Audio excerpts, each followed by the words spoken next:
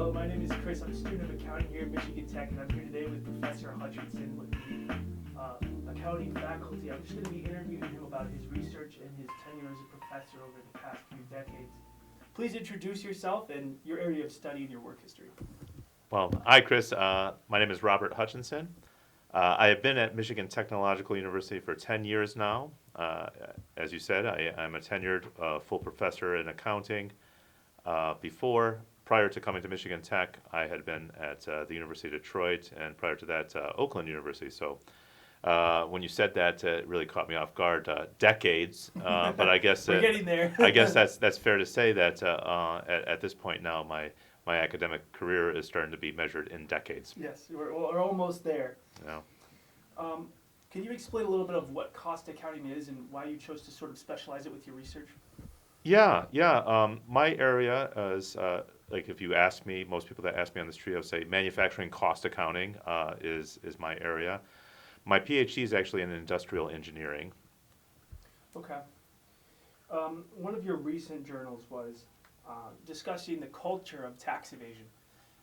What made you want to do research on that, and what was your general approach to that research? I grew up kind of internationally. I grew up both in Europe and also a European citizen and an American citizen. So I've always had an interest in cultures and language, kind of international perspectives. And Gert Hofstede is like very well known, particularly in sociology. He was a researcher who worked actually for IBM and did one like the first kind of large scale cross cultural studies, and so the Hofstede's cultural dimensions are widely used in a lot of areas, but they've been applied as well in business, particularly in marketing and management. He has passed on, but his son is also a sociologist and in the Netherlands, and continues his father's legacy in working on these dimensions. So I've always had an interest in that, and so from that perspective, then really how a lot of things happen is you're reading papers. I mean, it's one of the things professors do. We read research, and so I happened to be reading an interesting research study that was done on using Hofstede's cultural dimensions and tax evasion.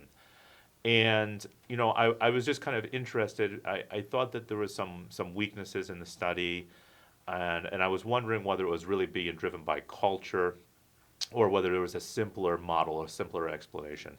And one of the things that you kind of learn as a scientist, right? I mean, as a PhD, right, we're studying kind of the scientific method, is Occam's razor, right? That the simplest solution is often the one that we want.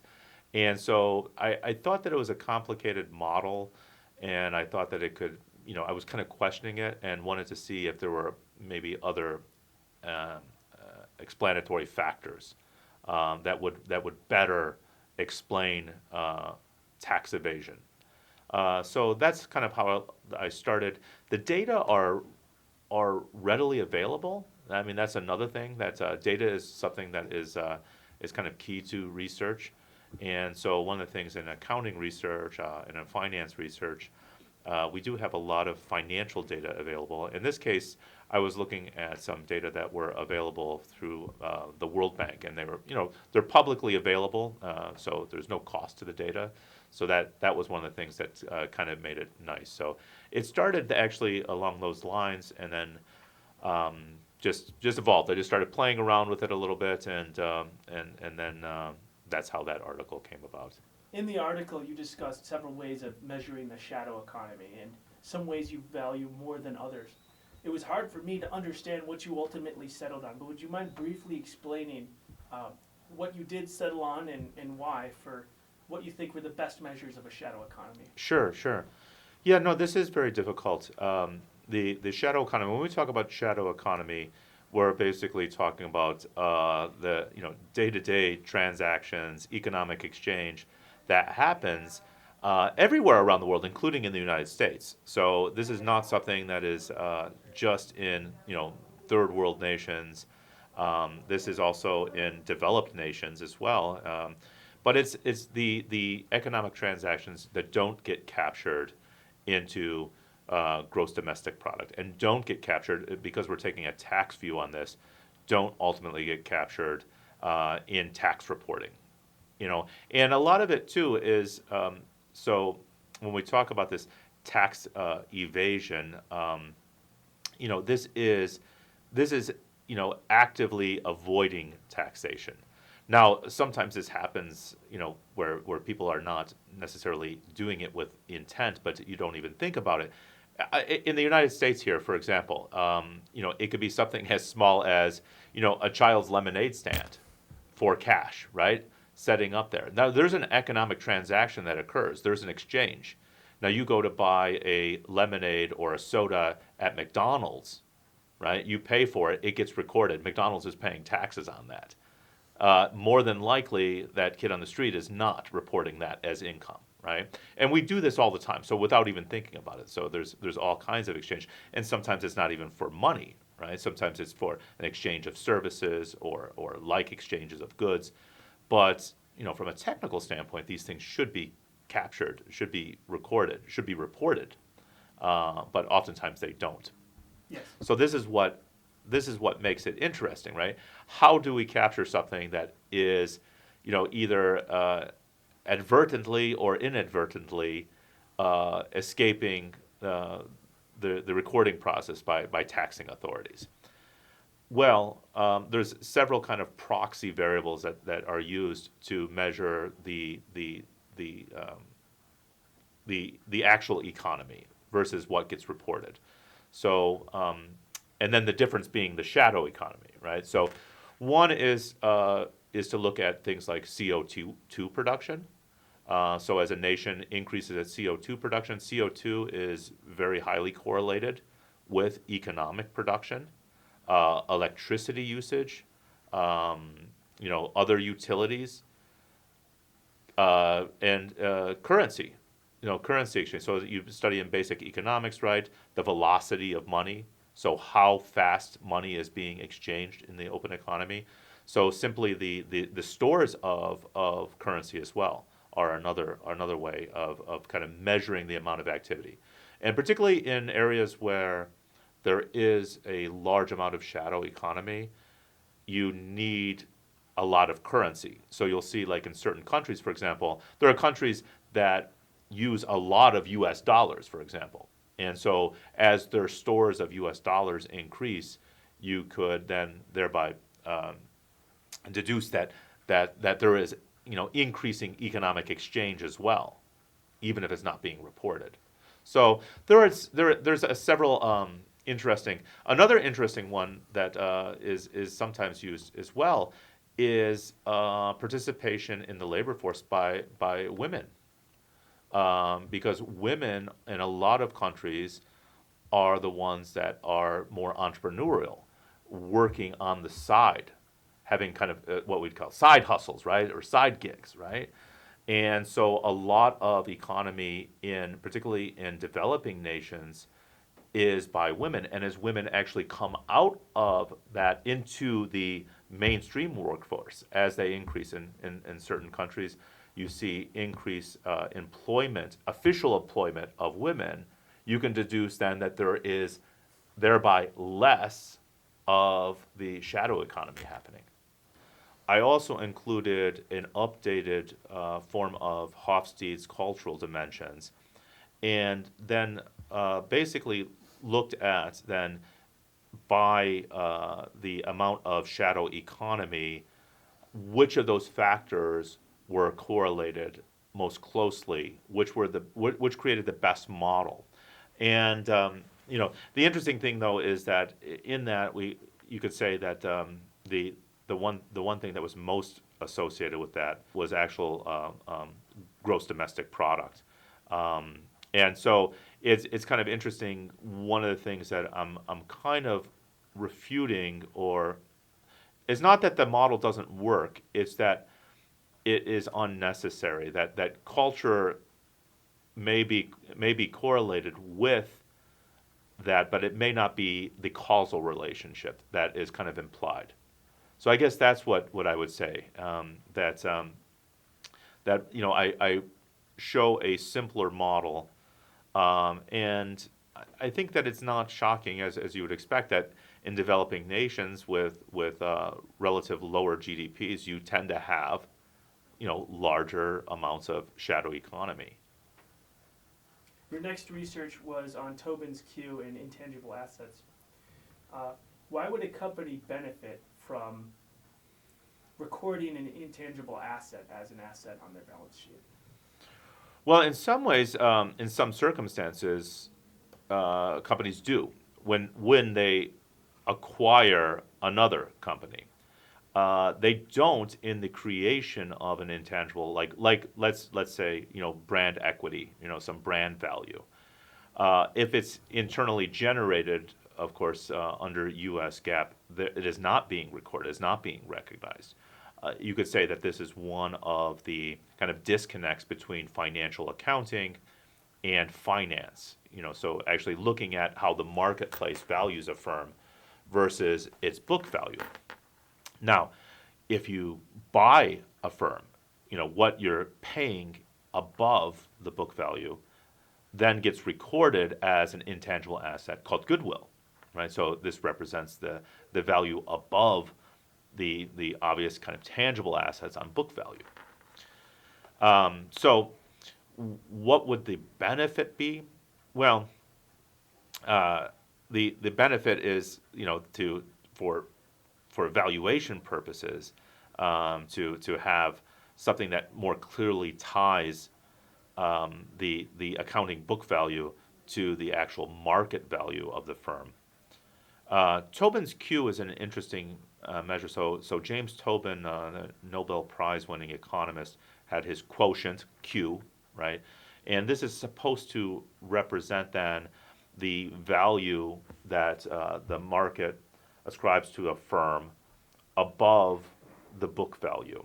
And mind you, all firms, in the stock market, if we took a look at all firms, overall the market has a positive Q value.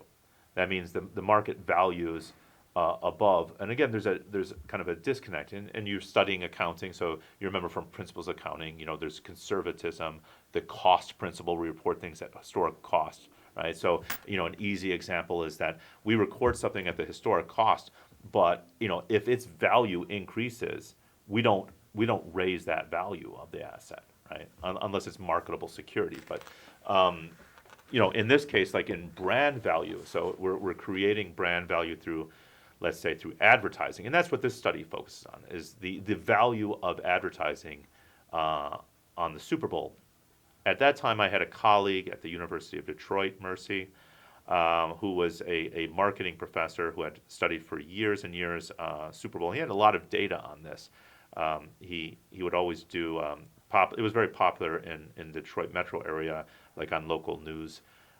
They'd bring in like high school kids from around the Detroit metro area, and they'd always kind of do like a post Super Bowl analysis of the marketing that occurred, right? And it is a really unique event. It is the single largest viewership of any television event in America at one time. So there is a value, right? There's no other way to have 100 million plus viewers watch your advertisement, guaranteed at that one moment. But obviously, it comes at a very large cost. And so one of the questions, he had a graduate student assistant who was at the time also looking to get into a PhD program. And so he asked me if I could collaborate with them, and we did this together. I took the accounting view of this, saying, hey, let's look at the data of these firms. So we selected firms that advertise, and we do like what is called a pairwise comparison, where we pick then a similar firm in a similar industry, right, that chooses not to advertise, and then look at value, that is created then in the marketplace. Does the market value? And so the idea is that the marketplace, through the efficient market hypothesis, right, that the value of the firm represents, the known information of the marketplace and how how the market values and the value of future cash flows of that firm. And anyhow, this Tobin's Q it's a unique measure and has been applied in many instances to intangible resources. In this case, brand value, but that could be anything. Intangible resources could be, hiring a certain executive, the return of a founding executive. It could be developing, a client list. A simple example, kind of more, out of the larger financial marketplaces. I use this all the time. Small businesses, like a dentist's office, say. A young dentist agrees to buy a dentist that's going to retire, right, and phase out, buy their practice. Why not just start your own practice, right? Why, when you're buying this and paying maybe hundreds of thousands of dollars, maybe millions of dollars for a really good practice. Is it for the equipment? Is it for the rental office space? Is that really the value? No, it's the client list, right? It's the established clients, it's the patients that, regardless of whether their favorite dentist retires or not, they're used to coming to a certain office, and it allows you to immediately have that, right? It takes a long time to build up that patient list, and so that's what's really of value. So, this intangible, when we talk about intangible resources, intangible assets, there's a whole variety. And of course, in this sense, in the modern times, you could say that a lot more of the value of the firm is going to be in those intangibles. So it's also one of the criticisms of financial accounting, that this disconnect is going to increase in the future. So finance majors, finance professionals know this. They know that there's certainly a value to accounting, to financial accounting, but there's also limitations as well. What are some of the limitations of Tobin's Q? Is that a really good question, or? Yeah, well, for one, it's something that can't be reported. It is not part of U.S. GAAP and financial reporting. So in that sense, that is definitely a limitation. It is in a sense comparable. The value of it is that you can compare it, as I said before in this study, you compare it to the Tobin's Q value of other firms or of a particular industry. If it's exceeding, that means that would be indicative of the creation of brand value above the competition. But it's still very hard to quantify exactly what that is. This is one of the limitations. Go back to the limitation of Tobin's Q is I could talk about the strength of accounting. Go back to, again, the conservatism, the cost principle, right? These are things that we can verify, right? Tangible, just think about the name, right? It's something that you can touch, you can hold, right? I can value Ford Motor Company exists. I can see, its plant. I can go inside that plant and see machinery, see equipment, right? See tangible assets. Brand is one of those things that is harder to understand. But we know what it is. I was going to ask what the best way to measure brand value is, but I think it's redundant.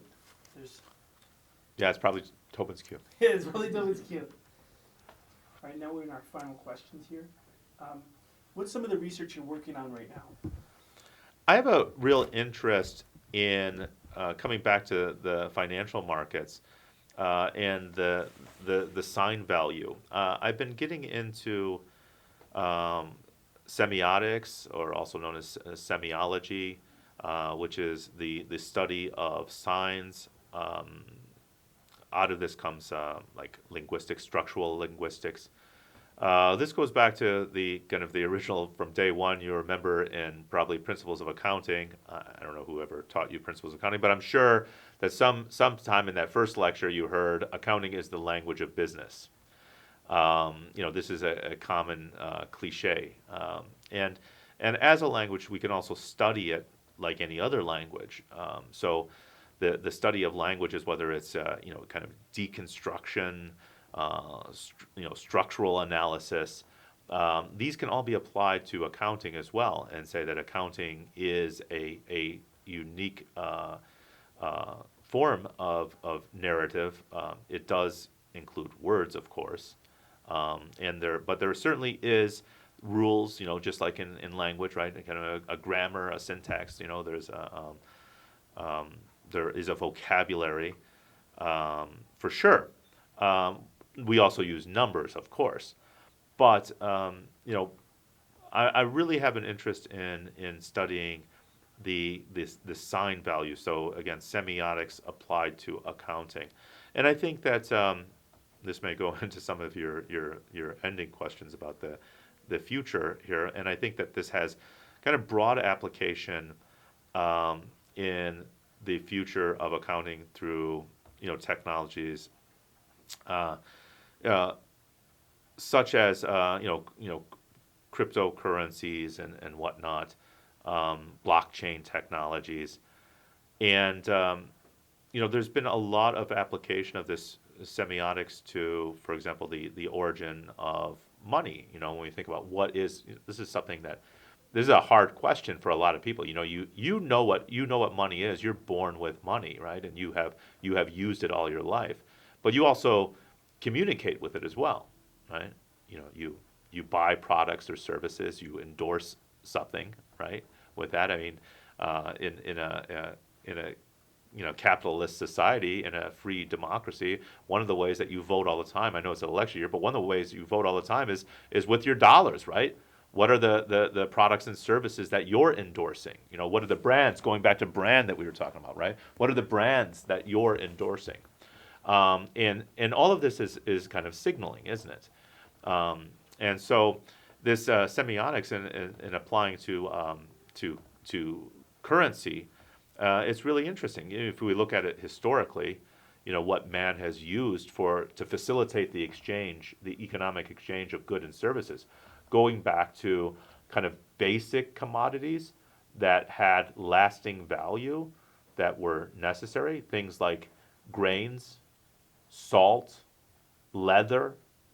These were the original currencies, right? These were the things that I could carry with me that I know were of value. So if I could be exchanging goods or services, and what do I want in payment? I may take my payment in salt, right? There's the old saying, right? He's worth his salt.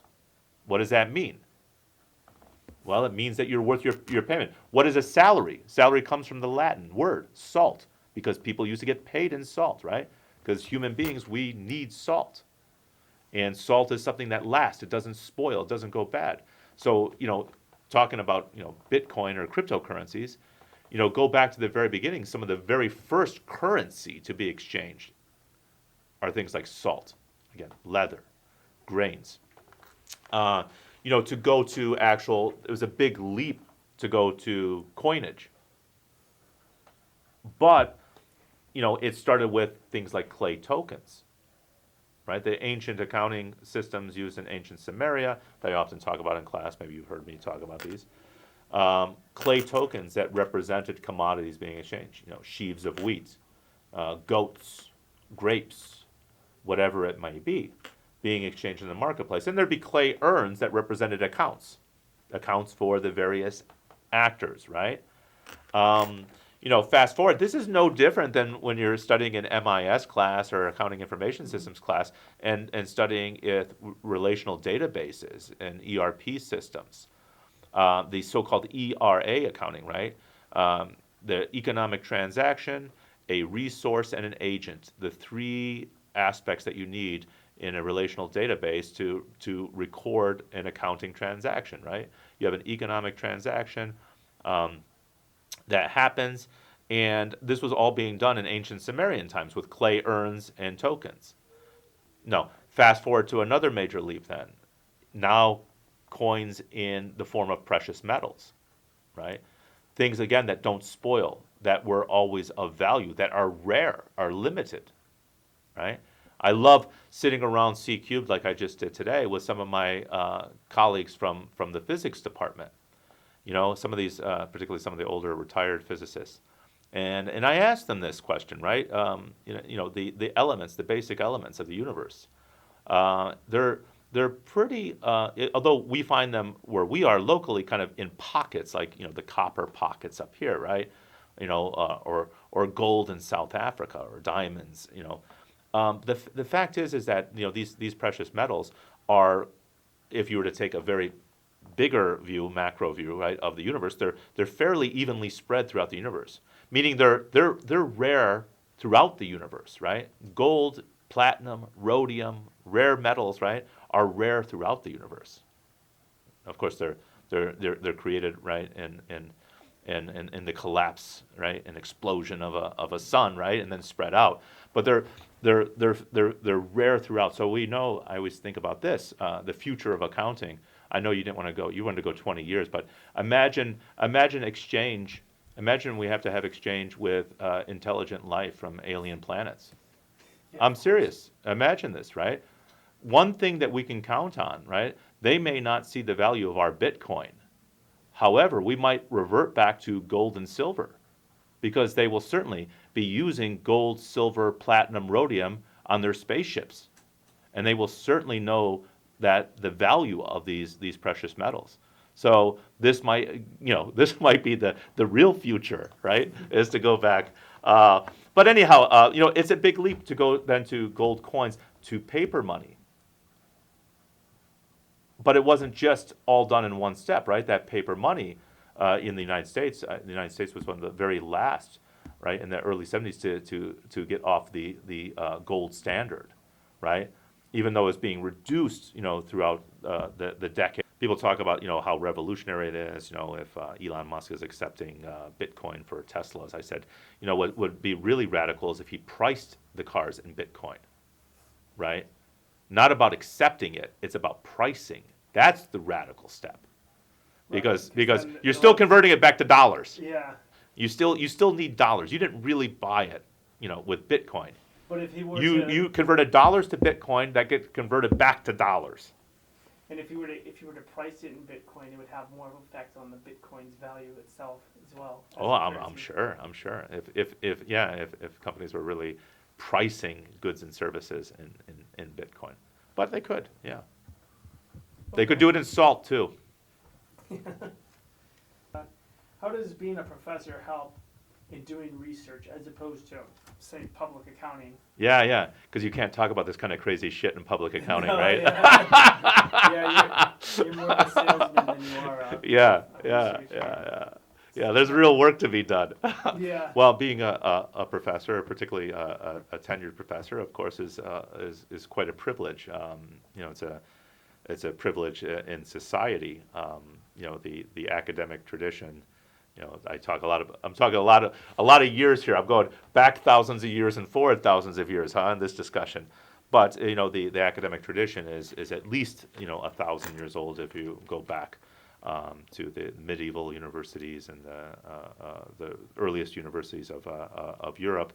Possibly, if we go back to like ancient Greece, we'd say it's even many thousands of years old. But the place of tenure is an important one in society. It's an important institution. Academic freedom allows us the chance to delve into areas that may or may not be fruitful, right?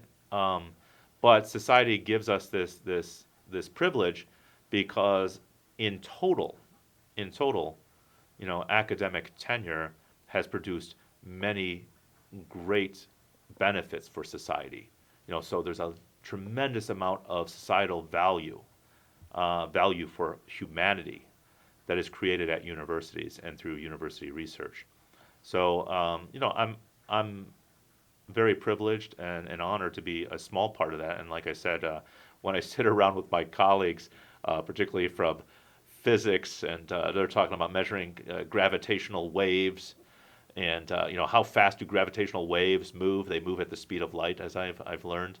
All these things that they're talking about, and then when they say, what's new in accounting, I want to say, hey, anybody pass the salt? But in my small way, I get to contribute to that. All kidding aside, there are many significant contributions. If you think about for thousands of years in history, we have been trading options. In ancient Greece, so the very first options were recorded, and they were in regards to press time for the olive harvest. So at some point, the press owners in town and the olive farmers in the countryside, at some point came together and realized that it was worthwhile to pay some money to buy the option to press your olives at a certain price, to take away the risk that if it was a great harvest and everybody was going and there was a lot of demand, that the price, your profits would be offset by the high price of pressing. So anyhow, we know that that the options go back to at least to ancient Greece, maybe even before that. So it's an amazing invention, conception of the human mind to think about, paying something now to lock in value later on, right? But when you think about that, in recent times, in finance, the Black-Scholes formula for options pricing, is a huge achievement. And you think about where that has come. Today, you'd say that the options, the derivatives market, right, derivative of the base financial market, is many times over larger. Right? There's many more dollars being charged, and you'd say that this is actually healthy and part of an efficient marketplace, and a mechanism for spreading risk. It certainly is. Just as in ancient times, that olive farmer was able to reduce future risk or spread risk, right, through the community in conjunction with the press owners. The same thing today in the financial marketplace. But the problem was pricing it, not having a model to price it. So you think of like something like that, a contribution like that allows for the explosion of this market, right? And much more efficiency for society, creates huge benefit for society. And so something like this, we don't expect that every tenured professor all the time is coming up with these things, right? So some just sit around quietly and making, small, I'd say relatively minor contributions to the so-called wall of knowledge. And I'm quite happy to make my own little contributions. But overall, being part of that larger professorate, I would say that being a tenured professor is something that is very, very valuable and contributes a lot to society. How will automation affect the future of accounting? And as a kid, I read Ray Bradbury's The Martian Chronicles, and imagined society on Mars, industry on Mars. So when we're talking about this, will there be accountants on Mars? There have been accountants since the beginning of time, since the very beginning of society. So in the future, on any Martian colony, lunar colony, wherever it is that we are, right? Wait. We'll be accounting. All right. Well, thank you for your time today. Yeah. Please enjoy the rest of your day. Thank you. Nice to see you again. You as well.